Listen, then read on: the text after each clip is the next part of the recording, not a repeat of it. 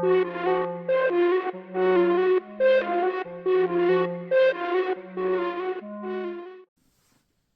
YouTube family, it's Gina, and I am coming with a firearm video. Today I went to the range and it sparked this idea to do this video because I am not just talking to you guys through this, I am talking to myself as well. So it had been a while since I've been to the range, almost 2 months.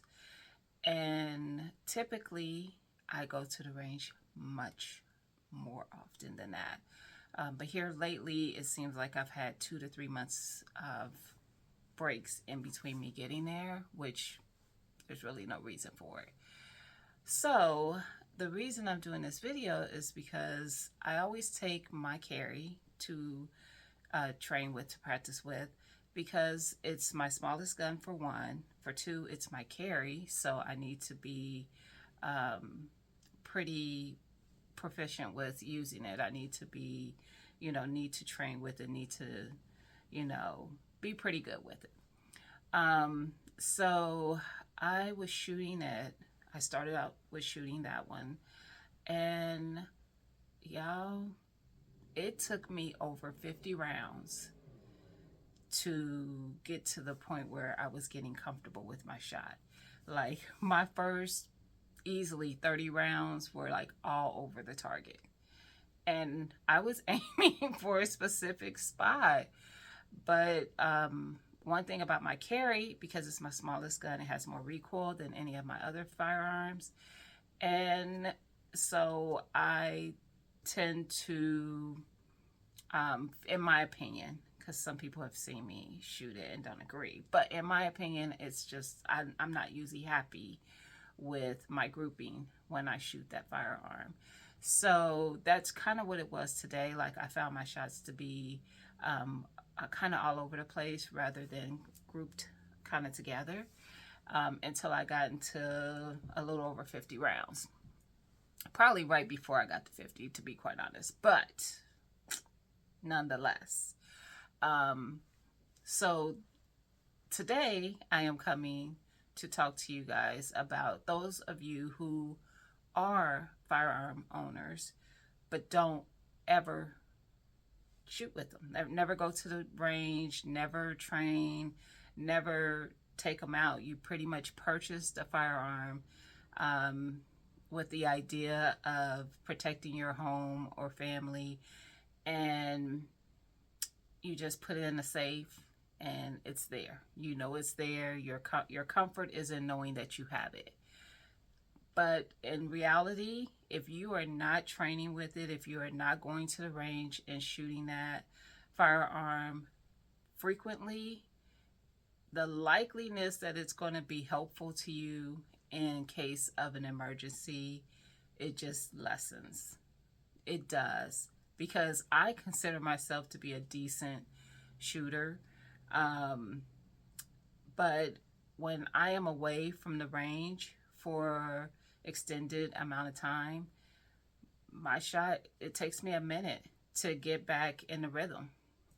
And I've heard this before. When I first started taking instruction on firearms, I was told to go to the range, try to go if you can every week or every other week, consistently train, because if you don't use it, you lose it. And this is probably one of my worst range sessions for the beginning of that session. Now, of course, I warmed up. I got comfortable with feeling it in my hands again, with feeling, the recoil and all that. And my shots got way better, but it took quite a bit of ammo to get there. So I just wanted to come on and say, if you are that person who has purchased a firearm, who has one, and it's just there, and you don't pull it out and train with it and shoot it and learn how to, manipulate it and clean it and all those things, you are doing yourself a disservice. And if it's just because you don't know how, because you just went and purchased it and you didn't go and get any kind of instruction, go to your local range or somewhere, or reach out to someone for some type of instruction, somebody who can go to the range with you so you feel more comfortable. Someone preferably who is licensed and trained in firearm instruction, so that you are getting instruction from someone who knows what they're talking about. So, again, if you are that person, please get out there and train with your firearm. There's nothing worse than having something that can protect you and your family. And when it comes time to have to use it, and the hope is for everyone that we don't have to ever do that. But if you did, you want to know that you've taken the steps to be as effective in protecting them as you can. And you cannot do that with it just sitting in a safe, not being touched. You can't. You have to train. You have to get out there and use it at the range and be comfortable with it. Be comfortable with the weight of it in your hand.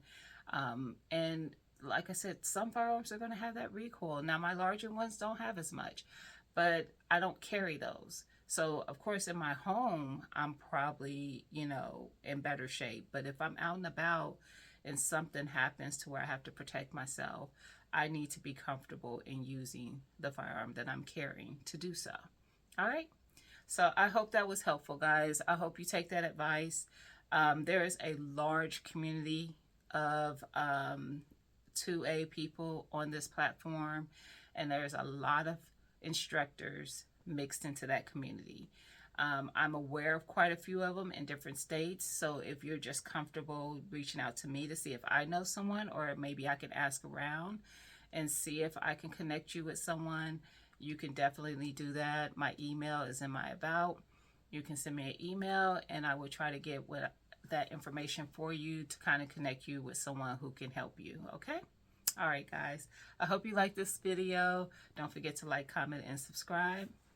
Bye.